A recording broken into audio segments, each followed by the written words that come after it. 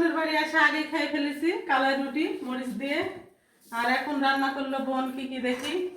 আর হাঁসের ডিম ভুনা করেছে, যেটা আমার খুব পছন্দ হাঁসের ডিম। আর এই যে পুঁই মুচড়ি এখানে লাল লাল। আর এখানে বেগুন আলু চচ্চড়ি আর শাক, কালকের শাক আর কালকের মাংস রান্না আছে। বোনের বাড়ি আছে আমার ভালোই লাগে এই জিনিসগুলো দেখতে। আর সাথে ঝাড় দিচ্ছি, পরিষ্কার করছি, তাদেরকে একটু সুন্দর জায়গা দেখলে ভালো লাগে। এই যে বাচ্চাগুলো আইন আমি এখানে ছেড়ে দিলাম, সেই টাইম লাগছে না।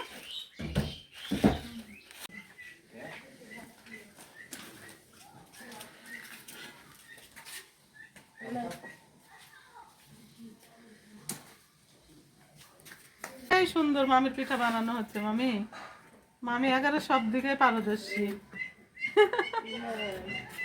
হ্যাঁ, এই যে এখানে আখে পিঠা রান্না করেছে আমার বোন। আমার মা খাবে তাই, আমরা খাবো তাই। আর এদিকে মাংস আছে রান্না হাঁড়িতে।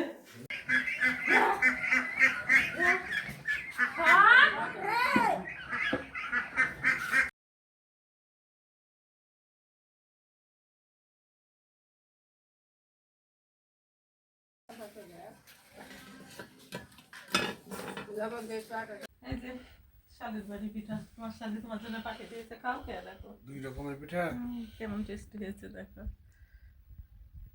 রসিতাই আর কি আখে পিঠে, আইটা পিঠা।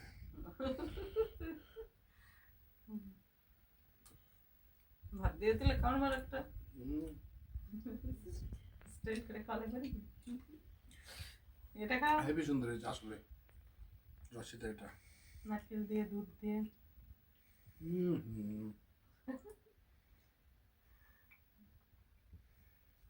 কথা বলতে ইচ্ছে আছে না, এত টেস্ট। দুটাই দারুণ হয়েছে টেস্ট। এটা হচ্ছে আইটা পিঠা। এটা না আখে, আইখা আখে পিঠা, আখে পিঠা। আইখা পিঠা, পিঠার নাম জানি না। আর এটা হচ্ছে রসিতাই। তো এটা আমার প্রিয়। তো বন্ধুরা, আপনাদের মূল্যবান ভালোবাসা দিয়ে এতক্ষণ আমাদের সাথে আছেন, এর জন্য অনেক ভালোবাসা রইল। আর পিঠাগুলো খাচ্ছি, খেয়ে তো আপনাদেরকে জানালাম কিরকম স্বাদ। আপনাদের ভালো লেগে থাকলে আপনাদের মূল্যবান মতামতটা জানাবেন। খেতে খেতে বিদায় নিচ্ছি। আল্লাহ হাফেজ, টাটা।